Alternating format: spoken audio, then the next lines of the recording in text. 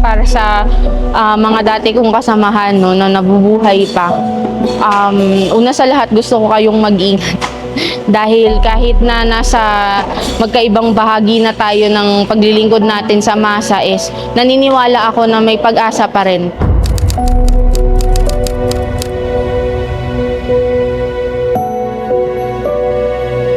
Gusto kong sabihin sa kanila na hindi pare-pareho yung kwento na kapag sumurrender ka, ikay magiging sundalo, ikay magiging ganito, ganyan. Dahil ako mismo ay buhay na patunay, no, na yung naratibo na itinatanim sa kanila ng partido ay hindi totoo.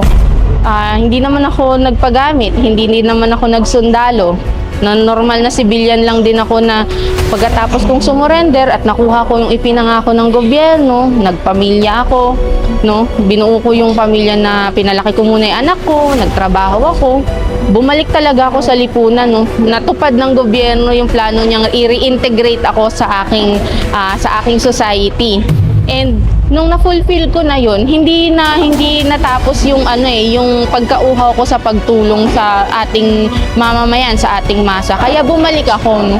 Ako mismo yung nag-reach out. And ganun yung kwento ng mga former rebels natin. Kaya patuloy silang sumasama sa gobyerno, patuloy silang nag-a-advocate sa gobyerno. This activity, ito mismo, is a patunay na ini-involve nila yung mga tao na dapat ma-involve. So, hindi lang yung army na lang, kundi may mga former rebels na tayo dito, may mga part na tayo ng civil service organizations and all, and yung LGU itself. So, tinatry, no, nag-e-effort yung ating gobyerno na pagtagpo-tagpuin lahat ng mga pangangailangan natin. Sadyang may kabagalan lang dahil hindi naman tayo perpekto. Walang perpektong sistema, walang perpektong gobyerno, walang perpektong sundalo.